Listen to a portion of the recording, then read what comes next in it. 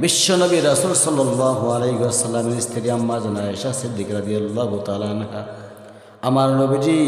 আমার নবীজিকে আম্মা জান বললেন, ও আমার স্বামী গো, ইয়া রাসূলুল্লাহ, ইয়া হাবিবাল্লাহ, আপনার উম্মতগুলোকে আপনি কেমনে চিনে নিবেন?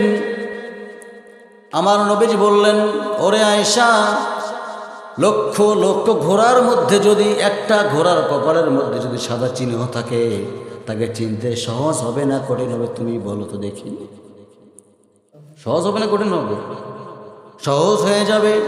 ঠিক তদ্রূপ আমার উম্মতগুলোকে বাছাই করার জন্য আমার বেশি টেনশন করা লাগবে না। আমার উম্মতগুলোকে বাছাই করানোর জন্য আমার বেশি মাথা ঘামানো লাগবে না। তার কারণ তাদের মাথার মধ্যে, তাদের চেহারার মধ্যে, তাদের ফেসের মধ্যে মহান আল্লাহ রব্বুল আলামিন নূর চমকা দিয়ে দিবেন। নূরটা দেখে দেখে আমি রাসূল আমার উম্মতগুলোকে বাছাই করে নিয়ে নেব।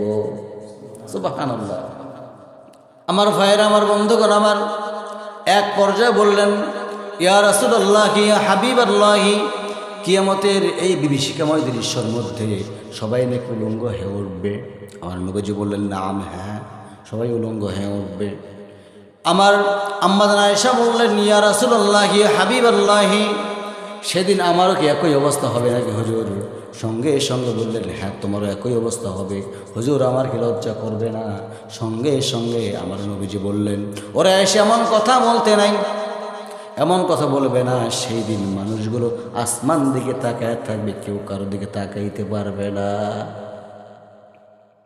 তাহলে আজকের এই ভূমিকম্প প্রমাণ করে দিচ্ছে আমরা এখনো ঘুমায় আছি।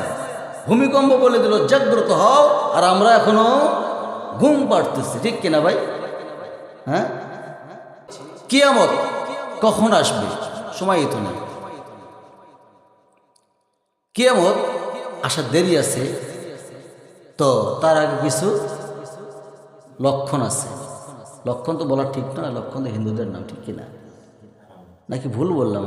লক্ষণ, রাম, লক্ষণ, সীতা, আরও না কত কি আছে, এটা হিন্দুদের কালচার, আমরা ওটা বলবো না বলি ইনশাআল্লাহ। আমার ভাইরা, সেই কিয়ামতের কঠিন ময়দানে আপনাকেও যেতে হবে, আমাকেও যেতে হবে। আমি বলেছিলাম, কোন সূরা তেলাওয়াত করছিলাম? ঝিল ঝাল, মানে কি? ঝাঁকুনি। আজকে তো ঝাঁকুনি দিয়েছেন একটা, কেন দিলেন? বান্দা সতর্ক হয়। তবু কখন দিয়েছে? নামাজের আগে হোক, আজানের আগে, একটাই কথা, নামাজের আগে। বান্দা দেরি করিস না, সতর্ক হয়ে নামাজের দিকে ধাবিত হয়। গত শুক্রবার দিনে কথাগুলো তো বলেছে আমি, ঠিক কিনা? বীর ভাইরা আমার, তাহলে আপনার আমার বসে থাকার সময় আছে?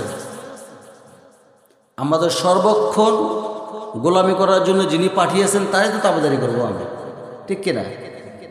বীর ভাইরা আমার, শর্ট করে বলে আমি শেষ করে দিচ্ছি। ইদা জুলজিলাতিল আরদু জিলজালাহা ওয়া আখরাজাতিল আরদু আসকালাহা ওয়া ক্বালাল ইনসানু মা লাহা। জোরে বলুন আল্লাহু আকবার।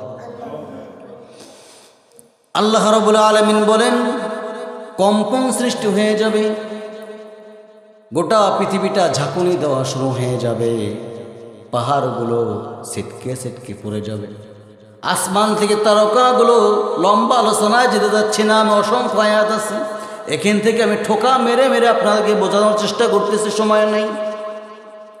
আসমান থেকে তারকাগুলো জমিনের মধ্যে ছিটকে ছিটকে পড়বে, মানুষগুলো বলবে, আহারে, এত সুন্দর দুনিয়ার মধ্যে এত কিছু বানালাম, এত কিছু সাজালাম, আজকে তো দেখি সব কিছু মাটির সঙ্গে মিশে যাচ্ছে।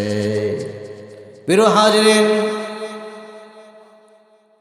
আল্লাহ রাব্বুল আলামিন ঘোষণা দিয়েছেন, বিশ্বনবী মুহাম্মদ সাল্লাল্লাহু আলাইহি ওয়াসাল্লাম তিনি নিজেও বলেছেন,